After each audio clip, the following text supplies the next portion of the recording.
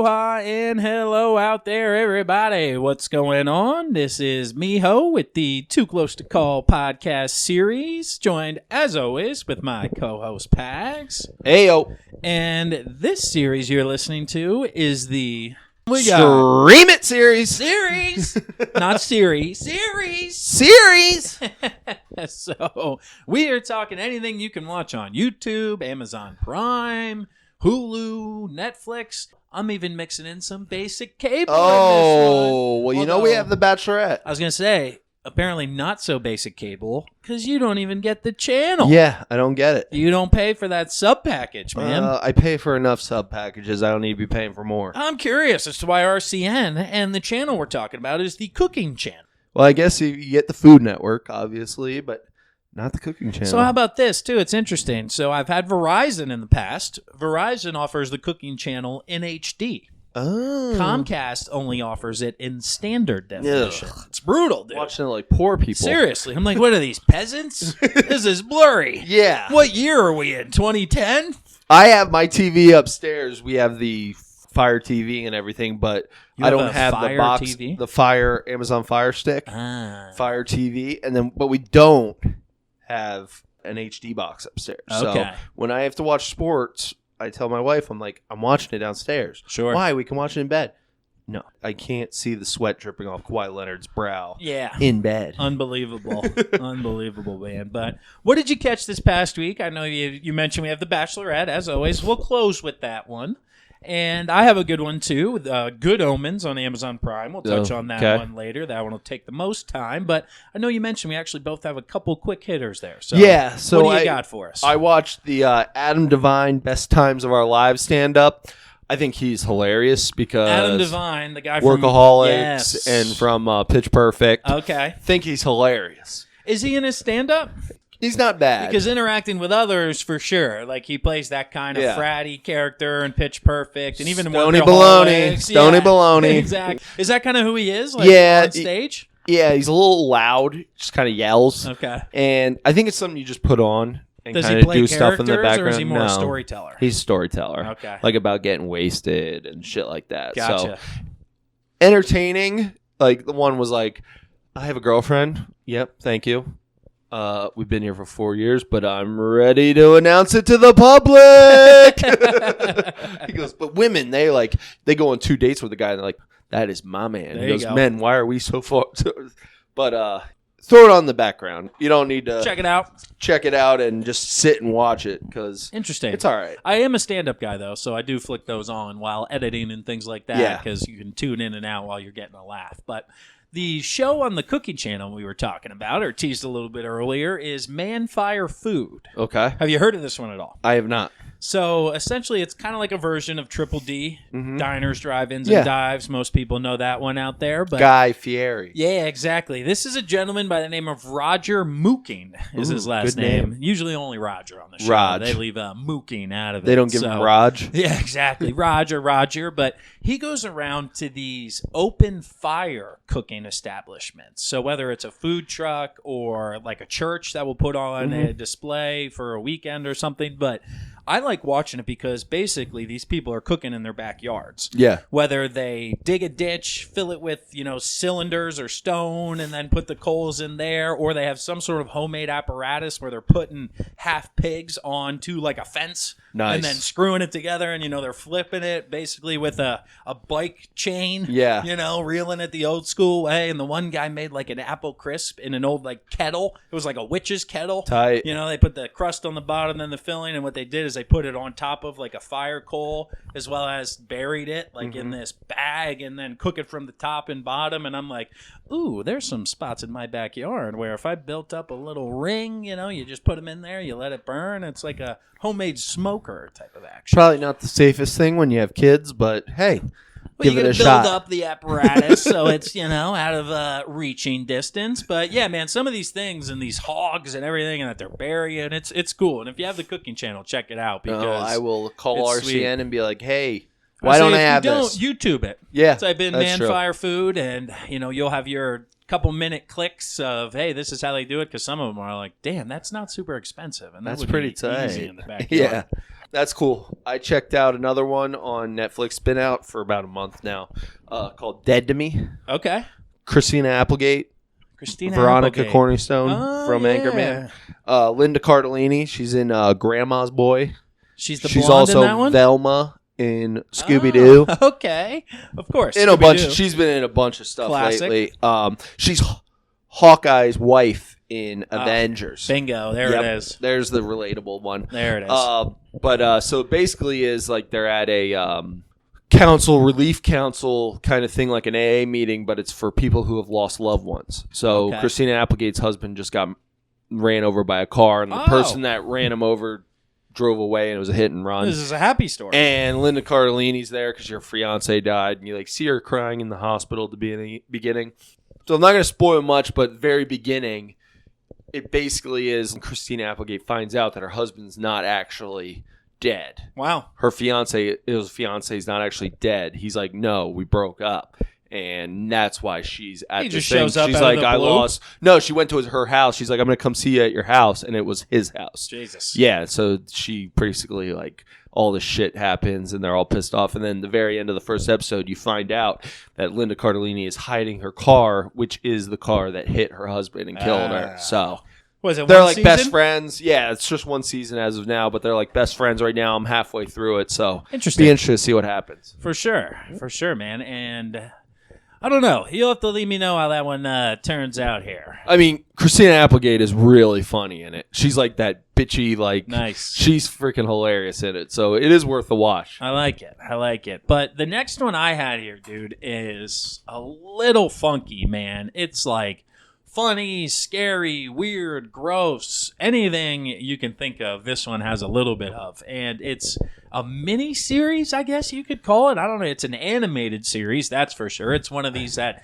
Netflix offers in 4K. Yes. So the new detail is fine, and the actors, some of them have real actors, other ones are all computer generated. I watched this. You watched some of Yeah, them. I watched some of this. About. Yeah. It's Love, Death, and Robots. Yeah. Okay. Freaky as hell. There's in like some 10 of to them. 12 of them. Did Yeah. you watch them all? No. Okay, me either.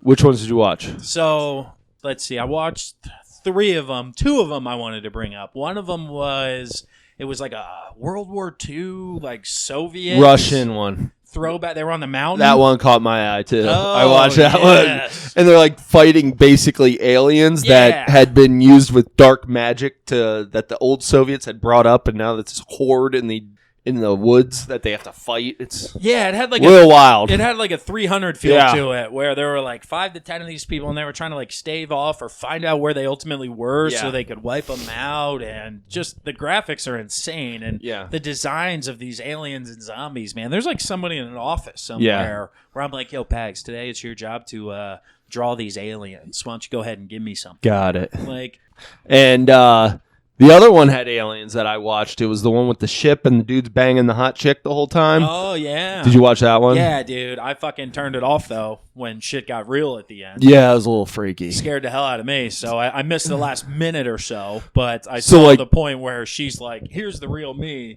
and it wasn't human. And at first it looks like a chick with a hot rack, and then all of a sudden this alien comes out, Oh, and it's like, dude. whoa. So apparently, after doing some like research on the internet, because I watched like 2 of these and was like, "Okay, I am not going to be able to sleep tonight," so Yeah. let me dive into what the hell is going on here. But apparently, first of all, there's a second season coming out, so Tight. it did well enough to the point where they're going to have a few more animated shorts. But I guess the purpose of this is like all of them seem to have an underlying like apocalyptic Like style.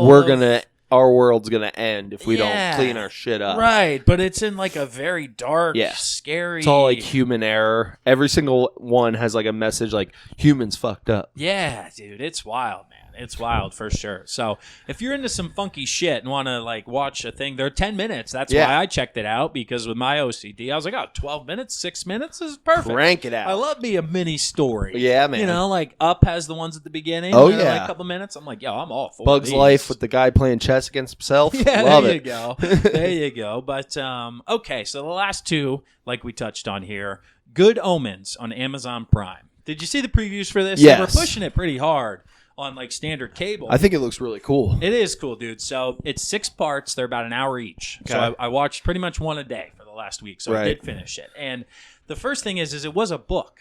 Okay. So people who have read the book know it, so it's like, oh, spoiler alert. It's like, no, this fucking book's been out for a while now. Yeah. So, but the short version of it is it's a story about an angel and a demon who have been on Earth and trying to install the quote-unquote great plan that God has for them. Now, this goes all the way back to Adam and Eve. Literally, the demon's name is Crowley, and the angel's name is Aziraphale. So Crowley turns into a snake, basically goes to Adam like, hey, you might want to eat that apple. He goes and eats the apple. Obviously, temptation, right from the beginning. Well, so, Eve.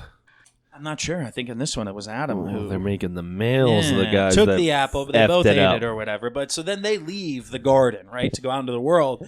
Aziraphale gives him a flaming sword, which was given to him to watch over Earth moving forward. But it's a hilarious story because the great plan is that the Antichrist is essentially born into today. Right. And it's Crowley's job to kind of watch over him and make sure he becomes evil.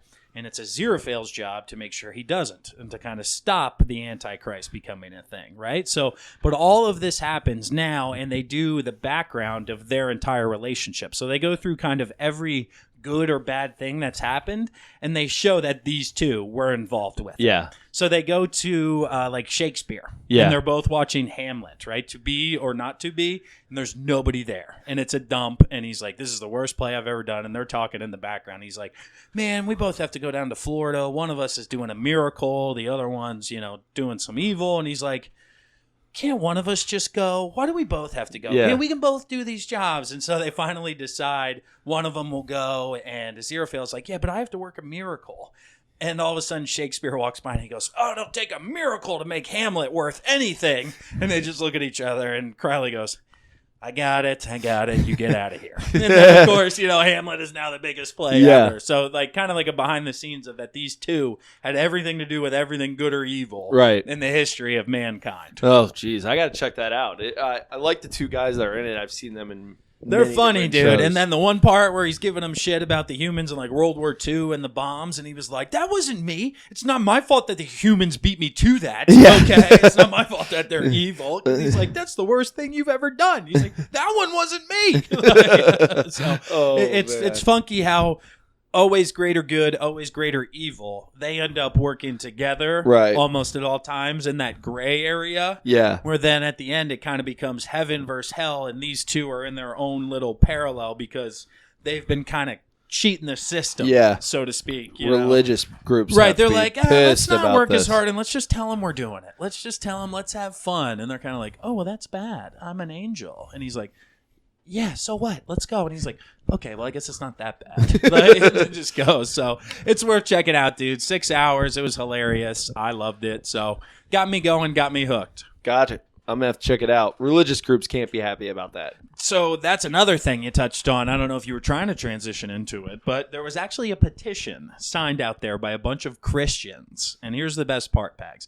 They signed the petition asking Netflix to take down Good Omens. Okay. By all means, do it. So that's exactly what happened. So Netflix comes out, tags Good Omens, and says, we've heard your complaints. We are going to remove Good Omens from our operating system. No. Yeah. Awesome Netflix. Right? So then Amazon Prime comes out and is like, good work, Netflix. Because of this, we're going to remove 13 Reasons Why from all Amazon Prime accounts. Because that's another one. Everybody's like, yo, this is causing some fucked up stuff out here. Like, can people just realize that they're shows and just accept them for what they are? A book. There was no problem until all these people watch it in a video adaptation of it. But oh man, check that one out. Let me know. People had problems with Harry Potter because they're like, I don't want my kid thinking that magic's real. It's like, well, just be a parent and say, hey, this stuff's not real.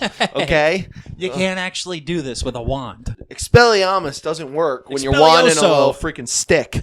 Exactly. So, speaking of not real, yes, let's jump into let's close Bachelorette. With it. I dig it, man. It's your time. It is probably one of the most useless episodes I've ever watched in my life. What are you talking about, dude? You said we were going to meet the parents. Meet the parents. 4 people. 4 people. First one up, Petey the pilot. Okay. Looking fresh as hell. wish I could pull off some of the shit that he wears. I'm like, yo, Petey, you look fresh as fuck right now, dude. Meet his family. Family's like a very close-knit family. They like do like a chant before they eat dinner. It's like, time to eat dinner. They do like this German thing. That's extremely weird. Yeah, it was a little weird, but she dug it all up. Family liked him. Boom. Make out on the couch outside. Petey says, oh, I want to tell her I love her. And then he doesn't. And he goes, I think I might have just missed my shot. Question for you. Because Pete is how old? In his 30s? Yeah. And we're back at the parents' house here? Yep. Where would you be making out with the chick at your parents' house if you were on this show and had to take her back for the date? Where would you go? Probably not out front. Where everyone Well, can you're just at your peek parents' out. place, right? Right. Probably in the basement. Yeah. Like, don't mind all the kids' toys and dartboards all around. We're going to go downstairs That's where what I I'm used saying, to get right? wasted with my friends. I guess out on the back porch patio, but there's not really any comfortable porch. spots There you out go. there, man. Hammock. There you go. Okay, Yeah. so continue. I'm Roll sorry. around in the I was hammock. just thinking to myself, I'm like, oh shit, dude, if I took a chick, I mean, where would we be making out for all the ABC cameras to set up shop? All right, so Petey doesn't tell her he loves her. He's left to wait till the rose ceremony. She goes to Tyler C. Tyler C's jacked, awesome dude. First time seeing his dad since his dad had a stroke before he left for the show. Oh, and he didn't interesting. know what shape his dad was in. His dad still has like paralyzed vocal cords, so he's like raspy and stuff. Goes well. They freaking love her, and she loves them, and they get after it No way. in the truck taking her away. So they decided to get in there. She's on top of him. He's laying her down in the back seat. All I'm thinking in my head is, what is this driver doing? Just like, yo, these two are getting after it in my back seat right now. That's where, what movie is that? Like Dumb and Dumber, where they just roll up the window? Yeah, That's yeah. like blind. Yeah. Like, oh boy. So Tyler C, obviously, you're like, she likes this guy a lot. He's going to make it to the end. She goes to Luke P. Luke P's a Controversial fucking Luke wackadoo. P. Yeah. His family, just as freaking wacky. Religious fanatics. He goes, I curse too much. I chase sex. He's at this like religious group. That's like the thing they do during the day. Yeah, I guess she was eating up all his Christian vibes and stuff like that. His family, a little wacky, but not as wacky as I thought it was going to be. I thought it was going to be, I guess, a complete fucking lunatic show, but it actually wasn't that bad. And they made out. They left, and you could tell she still Love how liked she him. goes from hooking up with the guy in the back of a truck to eating up all these Christian vibes. It's very interesting to see what happens. And then Well, we have one more left, right? Jed, Okay. down in Knoxville, they like sing songs together because he's a recording artist. Yes. There's always one family who's skeptical of the entire process, and that was Jed's family. Jed's dad was like, yeah, you seem nice. Her mom was like, oh, you told him you love him, but you didn't tell anybody else? Okay, well, I guess that's good. Sister didn't really like her, and it was not a good vibe for old Jetty. They're probably Jetty's walking Tennessee outside fans. with her, and he's like, oh, what a great day. And she's just like, they don't really like me, Jed. like, He's like, yeah, they're Tennessee fans. Yeah, You like exactly. Alabama. So. exactly. Well, that's true. Roll Tide. Hell no. Right. That's what they were like. We don't like this girl already. So get to the rose ceremony. Boom. Pete the pilot gets a rose. Boom. Tyler C gets a rose. Her thought process, and she said to the camera, was, when I walk in, I'll know what decision I'm going to make. And she didn't. She knew two of them. She didn't know the third one. So she walks away. Jed's pissed because he's like, is she really having a dilemma between me and this freaking idiot Luke P? Sure. And Tyler C, he's actually been growing on me. I freaking love him. He goes, they're all in this room, and he goes, if she doesn't pick you, she's a freaking lunatic. Says it out loud, right? So Luke P can freaking hear her. It's like, if he doesn't pick you, I don't want her picking me. Yeah, 'cause exactly. This girl's a wacko. So Chris Harrison gives her the whole, what are you going to do? So she comes out and she's like, I can't give out a final rose. And Jed and Luke P are just like, what? And then Chris Harrison walks in with his hand behind his back and he's like, here's 2 more roses. And she picks Luke P first to give the rose to. So Jed's even more pissed. He's like, so obviously you're leaning Luke P and now you're just giving me a pity rose. I got Basically what it comes down to is she wants to bang all 4 of them. Sure. And have a sex off. And then she'll make her decision. This is where shit gets real. Yep. So sex off. Next episode's going to be crazy because that's Okay. where Luke P's like, if you have sex, I'm just going to leave. That's the if you have finale? sex with other people. No, Two so more. this one and then the last one. Okay. Unless they're probably going to stretch it out now that there's only supposed to be 3 guys right now. They're probably going to stretch it out. We got a double elimination. We'll have the coming. men tell all. Well, everyone's just going to bash Luke P and everything. Yeah. So we'll see what happens. I like it. Yeah, man. Newsworthy for Yeah. sure. So if you've watched The Bachelorette, call into the hotline. Let us know your thoughts. Again, Pags really wants to know why this chick's even considering Luke P. And I want to know why everybody hates Jed on Twitter. Because I'm on Twitter and I'm like, everybody hates Jed. And I'm like, this dude is awesome. Really? Unless that fact that he has a girlfriend right now, which I don't think is actually true. No Team Jed. Yeah, so a lot of people are like, well, we hate Jed. Oh. And Luke P. And I'm like, where is all this Jed hate coming from? Let's see. That number, 484-238-0735.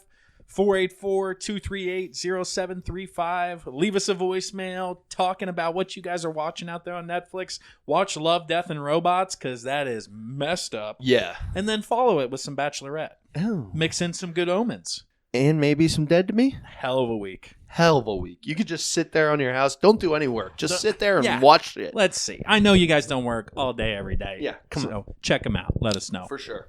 We will talk to you guys later. Peace.